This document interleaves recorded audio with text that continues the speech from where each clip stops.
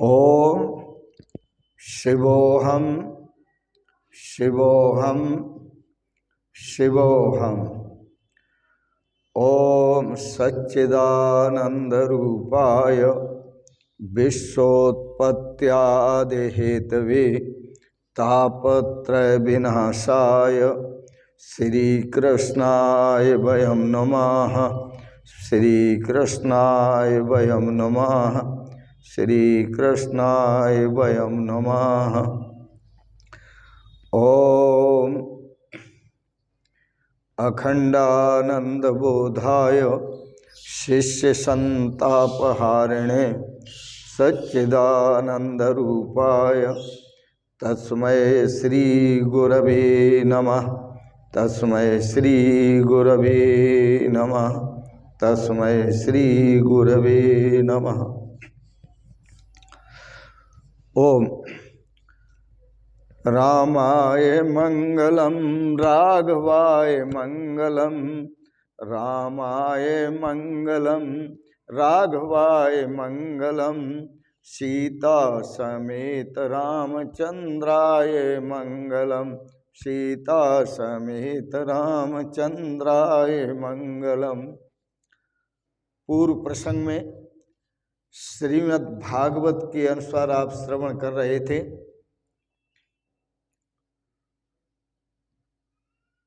गुरुजी ने, विश्वामित्र जी ने लक्ष्मण से कहा, लक्ष्मण विवाह विधि पूरी नहीं होती जब तक तुम ये न कहोगे कि प्रतिग्रहणामि।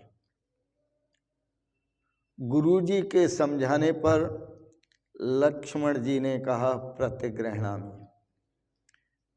विवाह विधि पूरी हुई। विवाह विधि पूरी होने के बाद कुछ विनोद का समय आया।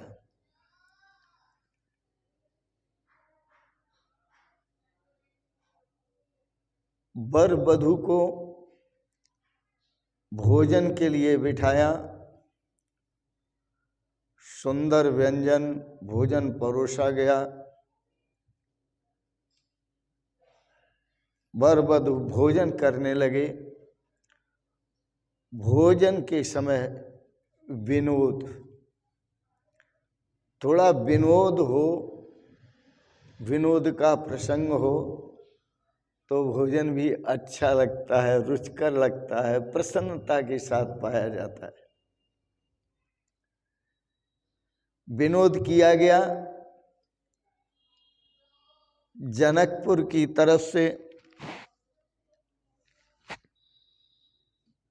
जनकपुर की जो स्त्रियां थीं आपस में बैठकर चर्चा कर रही हैं, विनोद कर रही हैं। बहन, यह युवक जो हैं, जो यहाँ दूल्हा बनकर आए हैं, यह कोई अपनी माता के पुत्र नहीं है।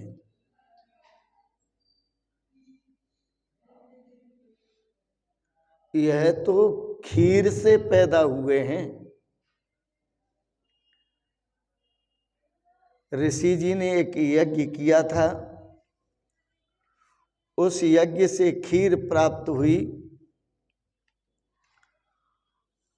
और उस खीर को खाकर के ये पैदा हुए। और ऐसे युवक भी बड़े भाग्यशाली हैं जो खीर से पैदा हुए, अन्यथा इनको ऐसी सुंदर, दर्शनीय, दिव्य और भव्य युवतियां कैसे प्राप्त होती, ऐसी कन्याएं रूपवती कैसे मिलती।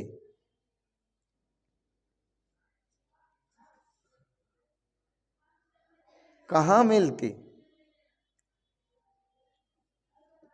महाराजा दशरथ की तो कोई संतान ही नहीं थी।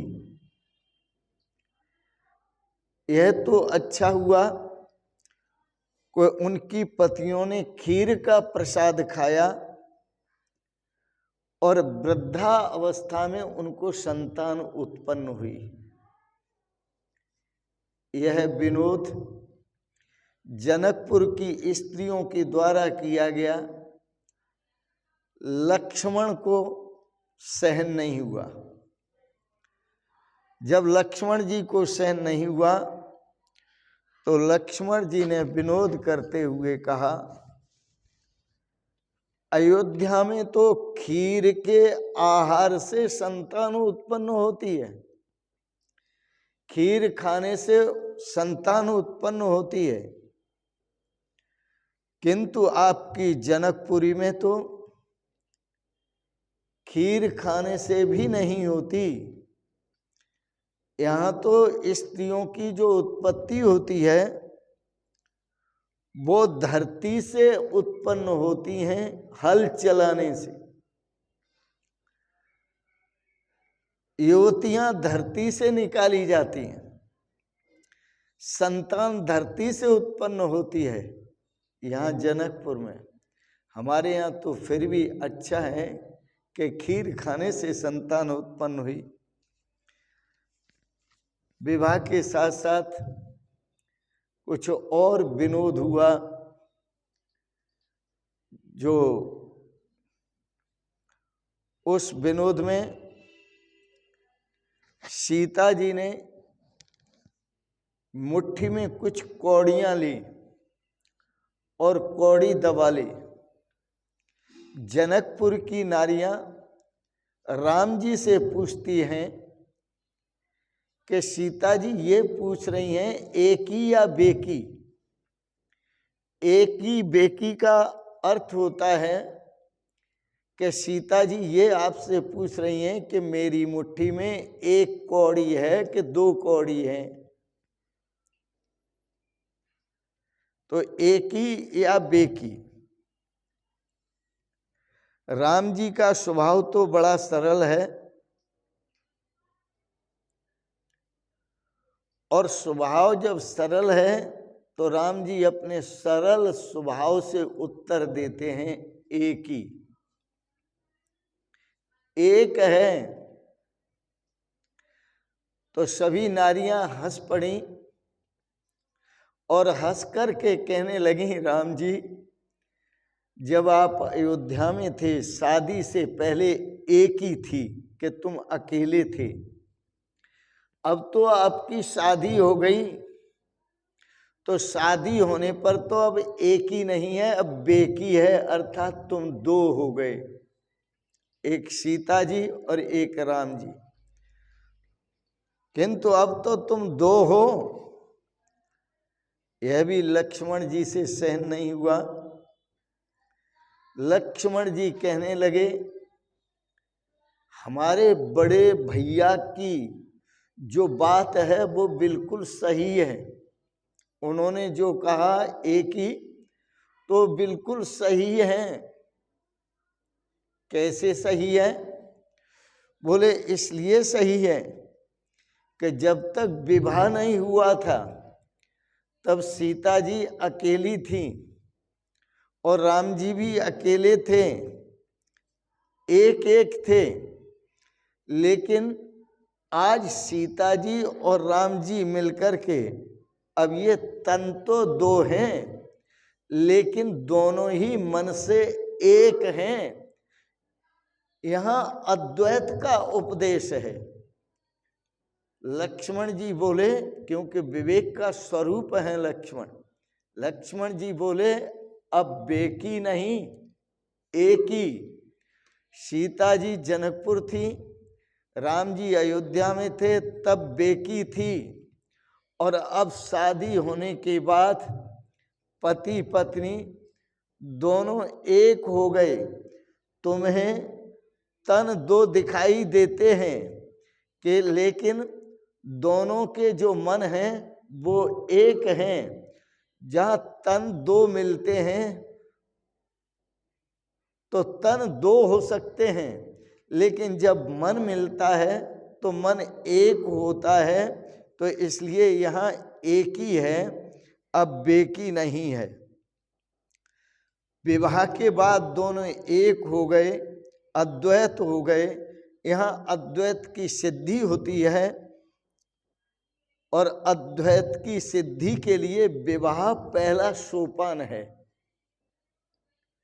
आप सभी विवाह करते हैं, परंतु यह नहीं जानते कि विवाह किस लिए किया जाता है। विवाह जो किया जाता है वह अद्वैत की सिद्धि के लिए किया जाता है।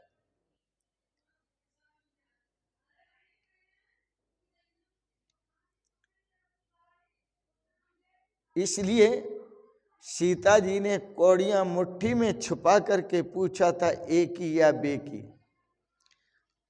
एक है या दो? तो राम जी ने कह दिया हंसते हुए, एक ही। सब सखियां हंसने लगीं और यही दोहराया, बोले आज तक अकेले थे लेकिन अब तो बेकी सीता जी। वस्तु तो द्वैत में आनंद नहीं है, द्वैत में तो दुख है, अद्वैत में आनंद है। पति पत्नी जब उनके दो मन रहते हैं और दोनों अलग अलग रहते हैं और अपने अपने को अलग अलग समझते हैं, भिन्न भिन्न समझते हैं, तो वहाँ दोनों के बीच में दुख आ जाता है। और पति पत्नी के दोनों के जब मन मिलते हैं और मन मिलकर दोनों ही एक हो जाते हैं तो जीवन आह्लाद से भर जाता है, आनंद से भर जाता है। सभी को आनंद हुआ, किंतु वह आनंद की तृप्ति नहीं हुई। सीताराम जी चारों भाई सभी कनक सिंहासन पर विराजमान हैं। सीताराम जी भी कनक सिंहासन पर विराजमान हैं। भगवान श्री राम के जो चरित्र हैं वो है अनंत हैं। हरि अनंत, हरि कथा अनंता।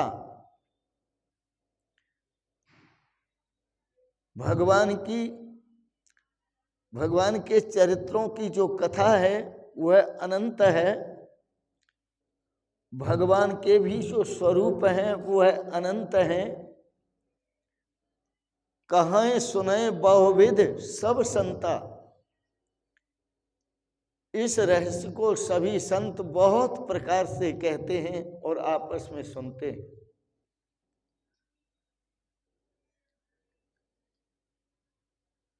जो रामचरितमानस की कथा सुनते हैं उनका जीवन बड़ा मंगलमय होता है, आनंदमय होता है। विवाह की सभी विधियां पूर्ण होने के बाद रंग उत्सव मनाया गया। अब सभी ने रंग उत्सव मनाने के बाद और रंग उत्सव मनाया गया तो रंग उत्सव में आप कीर्तन करें बड़े प्रेम और श्रद्धा से।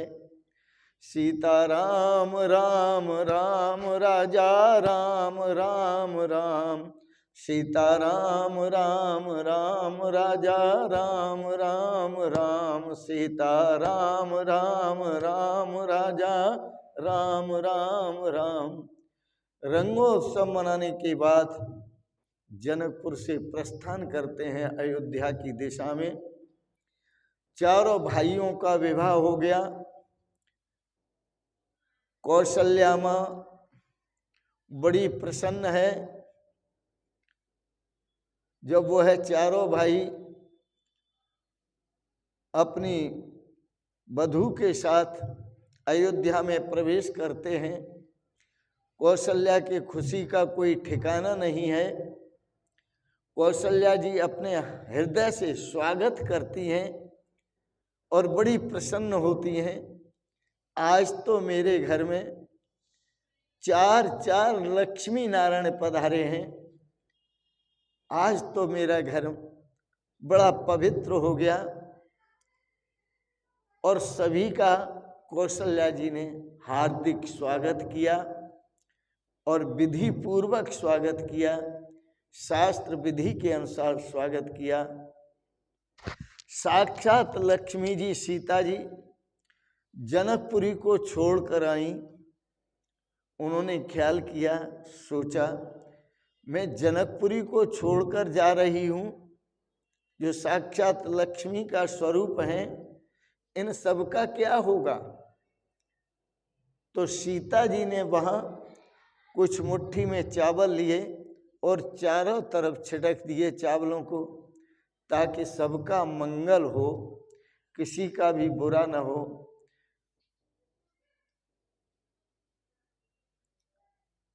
अयोध्या की प्रजा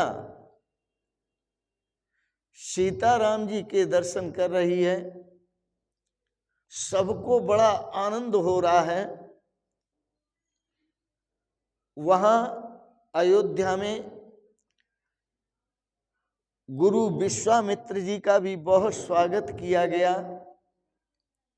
महाराजा दशरथ ने अपनी रानियों के सामने राजा जनक की जी भर के प्रशंसा की, भूरी भूरी प्रशंसा की। समधि, ऐसे समधि मिलना बहुत मुश्किल है। महाराजा दशरथ सभी रानियों के सामने प्रशंसा करते हैं, महाज्ञानी, महान तेजस्वी, महान बुद्धिमान और अति उदार, अति सरल। मैं तो क्या था उनके सामने, एक भिखारी था और वो दानी थे, और मैं दान मांगने गया था। उन्होंने दान में अपनी 4 बेटियों को दे दिया। वो महान है। कन्या के सामने, बहू के सामने यदि उसके पिता की और पीहर की, उसके माता पिता की, पीहर की प्रशंसा की जाए तो बहू बहुत खुश होती है।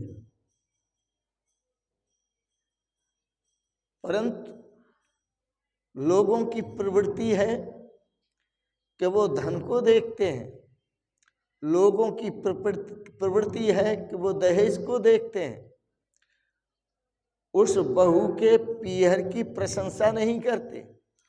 यदि वो बहू के पीहर की प्रशंसा करें तो वह दौड़ दौड़ कर आपको पानी पिलाएगी, दौड़ दौड़ कर आपको भोजन कराएगी और दौड़ दौड़ कर आपका सम्मान करेगी।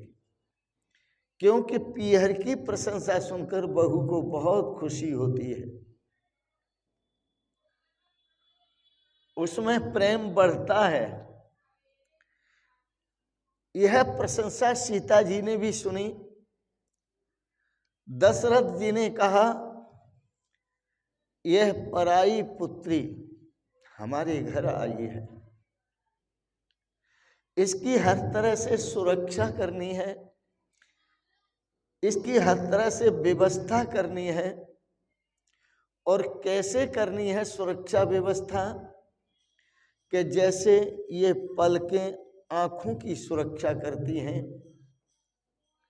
ऐसे ही सीता जी की सुरक्षा करनी है।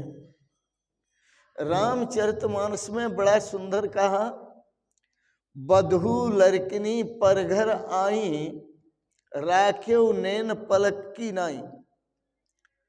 जो दूसरे की बिटियां हैं, जब अपने घर आती हैं तो उनको ऐसे ही उनकी रक्षा करनी चाहिए, ऐसे ही उनका पोषण करना चाहिए, ऐसे ही उन पर प्यार का, प्रेम का, सुरक्षा का हाथ रखना चाहिए, जैसे आँखों के ऊपर पलक रहते हैं और आँखों की रक्षा करते हैं।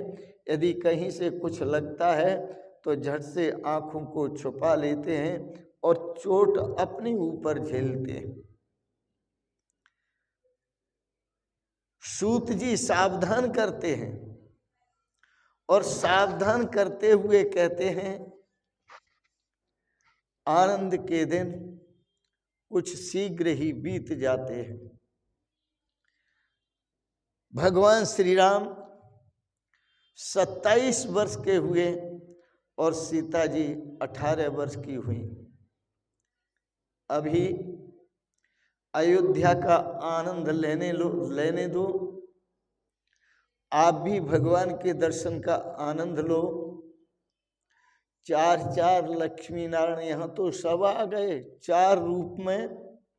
सीताराम जी, राधा कृष्ण जी और गौरी शंकर और राम सीता सब यहीं इकट्ठे हो गए।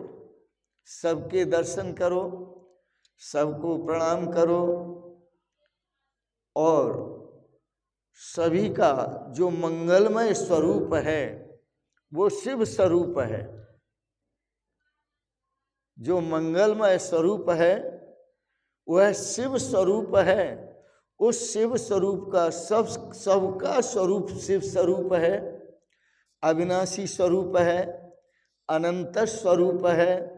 और उस शिव स्वरूप के स्वरूप का ही बड़े ध्यान करो। राम जी सब जगह व्यापक हैं, व्यापक भाव से उनका दर्शन करो। इसी में आनंद है और इसी में खुशी है। आज के प्रसंग में आपने अद्वैत का भाव भी श्रवण किया। आप भी परमात्मा के साथ अद्वैत स्थापित करें, तभी आपको शाश्वत शांति का अनुभव होगा, शाश्वत सुख का अनुभव होगा और शाश्वत आनंद का अनुभव होगा। इन शब्दों के साथ ही वाणी को विराम देते हुए आपने बड़े प्रेम और श्रद्धा से श्रीमद् भागवत की कथा को श्रवण किया, भगवान श्री राम के विवाह प्रसंग को श्रवण किया। इसके लिए बहुत बहुत अनुग्रहित हैं और आप सबके प्रति कोटि से मंगलमयी शुभकामनाएं करते हैं। भगवान आपको यह सौभाग्य प्रदान करें कि आप सभी गृहस्थी अपने परिवार में मिलजुल के रहें और एक होकर के रहें। अद्वैत में आनंद है, उस आनंद का अनुभव करें। इन शब्दों के साथ ही आपको बहुत बहुत शुभकामनाएं, बहुत बहुत आशीर्वाद और बहुत बहुत प्रणाम प्रणाम प्रणाम। शिवोहम शिवोहम शिवोहम।